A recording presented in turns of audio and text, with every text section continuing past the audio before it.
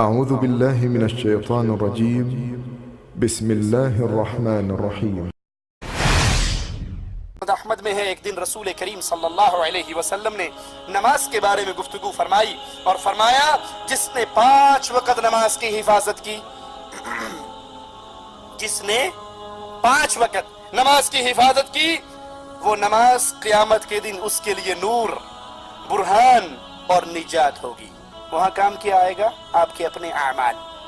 امام الانبیاء نے فرمایا نا کہ اللہ کا حکم ہے اندھیروں میں چل کر مسجد میں آنے والوں کو، اندھیروں کی نماز کون سی؟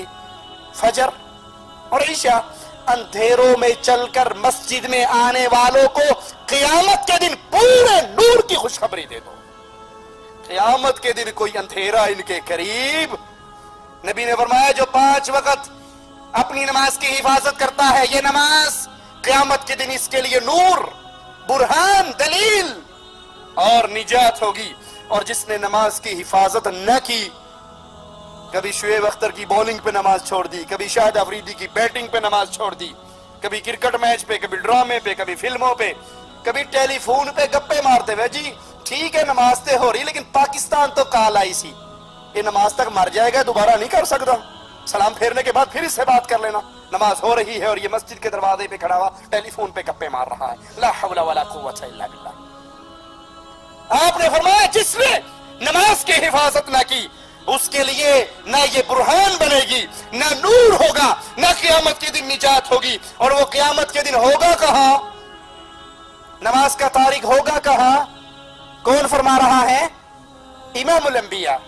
مولوی صاحب کا فتویٰ نہیں، شاہ صاحب کی بات نہیں، پیر صاحب کی گال نہیں، یہ ان کی بات ہے جن کی زبان مبارک شریعت کی بات اس وقت بتایا کرتی تھی جب آسمان والا حکم دیا کرتا تھا۔ وَمَا يَنْطِقُ عَنِ الْهَوَىٰ إِنْ هُوَ إِلَّا وَحْيٌ يُوحَىٰ۔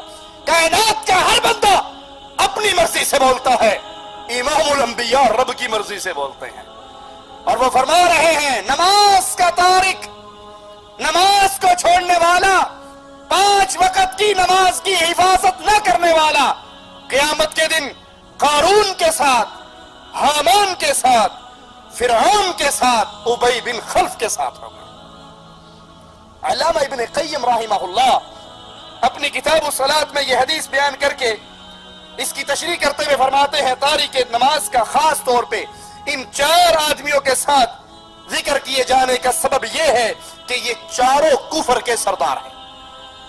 فرعون، حامان، قارون، ابی بن خلف، یہ چاروں کفر کے سردار ہیں، اور جو نماز کا تارک ہے قیامت کے دن وہ ان کے ساتھ اٹھایا جائے گا۔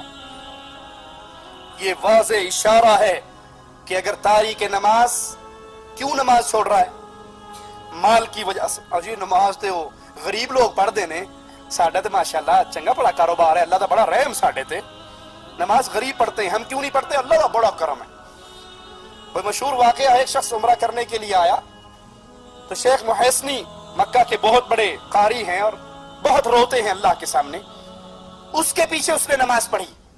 اب وہ شیخ محسنی خوب رو رہے تھے، اللہ کو یاد کر کے، قرآن کی آیات پڑھ کے، وہ بھی پیچھے کھڑا روتا رہا۔ جب وہ نماز پڑھ کے مسجد سے باہر نکلا تو بڑی بڑے ہوٹل، بڑی بڑی بلڈنگیں، ان پہ لکھا ہوا ہو مجموعہ محسنی، کہ یہ محسنی کی بلڈنگ ہے۔ تو کہنے لگا یہ اسی امام صاحب کی بلڈنگ ہے جنہوں نے نماز پڑھائی تھی؟ کہا ہاں اسی کی بلڈنگ ہے۔ کہا پکی بات ہے؟ کہا پکی بات ہے۔ کہا پھر انہاں کیوں روندا سی؟ ایڈی وڈی بلڈنگ تے ہے تے ہور انہیں رب کول کی لینا ہے؟ مال کی وجہ سے نماز کو ترک کرنے والے، نماز اس کے درمیان اس کا مال حائل ہے۔ اگر مسجد میں چلا گیا، میں اتنا بڑا آدمی، مجھے ایک غریب کے ساتھ کھڑا ہونا پڑے گا، میری شان چھوٹی ہو جائے گی۔ اگر وہ مال کی وجہ سے نماز کو ترک کرتا ہے تو قیامت کے دن وہ قارون کے ساتھ اٹھایا جائے گا۔ اور اگر بادشاہی کی وجہ سے، حکمرانی کی وجہ سے وہ نماز کو ترک کرتا ہے تو فرعون کے ساتھ اٹھایا جائے گا۔ جو اس لیے نماز کا تارک ہے کہ سرکاری ڈیوٹی، اس کو اپنے آفس میں جانا ہے، ڈیوٹی پہ جانا ہے، دکان کھولنی ہے، ایسے شخص کا شمار قیامت کے دن حامان کے ساتھ، جو اپنی مملکت کا وزیر تھا، اس کے ساتھ ہوگا۔ اور اگر کوئی تجارتی مجبوریوں کی وجہ سے نماز چھوڑتا ہے، اس کا شمار عرب کے تاجر ابی بن خلف کے ساتھ ہوگا۔ نماز کا تارک قیامت کے دن شفاعت سے محروم رہے گا. قرآن حکیم کی ان آیات پہ غور کیجئے. فی جنات یتساءلون عن المجرمین. جنتی مجرموں سے سوال کریں گے, جنتی جہنمیوں سے سوال کریں گے, ما سلککم فی سقر, اس جہنم کی وادی میں تم کیوں آئے, تمہارا شمار اہل نار میں کیوں ہوا؟ جہنمیوں کا جواب سنیے. قرآن کی آیات پہ اگر ایمان اور یقین ہے تو اللہ کا واسطہ دے کر کہتا ہوں, ان آیات کو سن کر آج اس مجلس سے اٹھنے سے پہلے اللہ سے عہد کرو کہ آج کے بعد کوئی نماز نہیں چھوڑوں گا. ما سلککم فی سقر, جہنم میں کیوں آئے؟ پہلا جواب اہل نار کا, لم نک من المصلین, ہم بے نماز تھے, ہم نماز نہیں پڑھتے تھے, ہم نماز کے تارک تھے. تم فی سقر, اس جہنم کا ایندھن کیوں بنے ہو؟ پہلا جواب لم نک من المصلین, ہم بے نماز تھے, ہم نمازی نہیں تھے. اور وَكُنَّا نَخُوضُ مَعَ الْخَائِضِينَ, ہم مذاق کرنے والوں کے ساتھ, فضول گو کے ساتھ, گپے ہانکنے والوں کے ساتھ ہم بھی گپے ہانکا کرتے تھے. وَكُنَّا نُكَذِّبُ بِيَوْمِ الدِّينِ, اور ہم قیامت کے دن کا انکار کیا کرتے تھے. اے جہاں میٹھا اگلا جہاں کہیں ڈٹھا, جدو اکھا دے سامنے آ جائے گا پھر لتر اندے پہن کے کہ واپس کسی نے آن دینا. ابصرنا وسمعنا فرجعنا نعمل صالحا, آوازیں لگائیں گے اللہ. دنیا میں تو کہا کرتے تھے اے جہاں میٹھا اگلا جہاں کہیں ڈٹھا, کون مرے گا کون اٹھے گا. مولویوں نو سوائے ڈران تو کام ہی کوئی نہیں. لیکن اب یقین آ گیا, اب سرنا اپنی آنکھوں سے دیکھ چکے ہیں, کانوں سے سن چکے ہیں. فرجعنا, ایک چانس, ایک سپلیمنٹری, ایک موقع, ایک مرتبہ دنیا میں بھیج دے. نعمل صالحا, اذان ہوندے مسیتے جاواں گے لیکن وہاں سے واپسی. كنا نكذب بيوم الدين, ہمیں یقین ہی نہیں تھا کہ قیامت کی گھڑی بھی کوئی آنے والی ہے. حتی آتانا الیقین, یہاں تک کہ موت نے ہمیں آ گھیرا.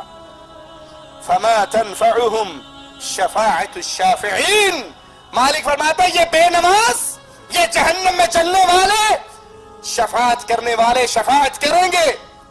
امام الانبیاء کی سفارش ہوگی, شفاعت ہوگی. گناہگار مسلمان جہنم سے نکل کے جنت میں جائیں گے. لیکن یہ بے نماز جو جہنم میں ہے, ان کو کوئی شفاعت فائدہ نہیں دے گی. کیوں؟ ان کے ساتھ ایک اور حال کیا ہونے والا ہے. یوم یکشف عن ساق ویدعون الی السجود فلا یستطیعون, قیامت کے دن مالک اپنی پنڈلی عیا کرے گا جیسے اس رب کی شان ہے, جیسے اس کے لیے لائق ہے. اور وَيُدْعَوْنَ إِلَى السُّجُودِ, سجدوں کے لیے ان کو پکارا جائے گا. فَلَا يَسْتَطِيعُونَ, یہ قیامت کے دن رب کے سامنے سجدہ کرنے کی طاقت نہیں پائیں گے. جس نے اس دھرتی پہ اپنی پیشانی کو اللہ کے سامنے نہ جھکایا, وہ قیامت کے دن بھی سجدہ, ان کی کمر تختے کی طرح ہو جائے گی. وہ جھکنا بھی چاہیں گے تو گر جائیں گے, لیکن انہیں سجدے کی توفیق نہیں ملے گی. سجدے کی توفیق صرف اسی کو ملے گی جس نے اس دھرتی پہ دنیا میں سجدہ کیا ہوگا. اور سجدہ کس کے لیے کیا ہوگا؟ اللہ کے لیے کیا ہوگا. اللہ کے لیے کیا جانے والا ایک سجدہ کائنات کی ہر دھرتی سے, ہر درگاہ سے, ہر دربار سے انسان کو بے نیاز کر دیتا ہے. جنہوں نے اس دنیا میں اللہ کے لیے سجدے کیے, نمازیں پڑھی, وہ قیامت کے دن سجدے کریں گے.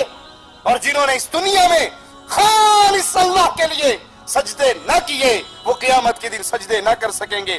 ان کی کیفیت کیا ہوگی؟ خاشعۃ ابصارهم ترهقهم ذلہ وقد كانوا يدعون الى السجود وهم سالمون, آنکھیں جھکی ہوں گی, ان پر ذلت طاری ہوگی,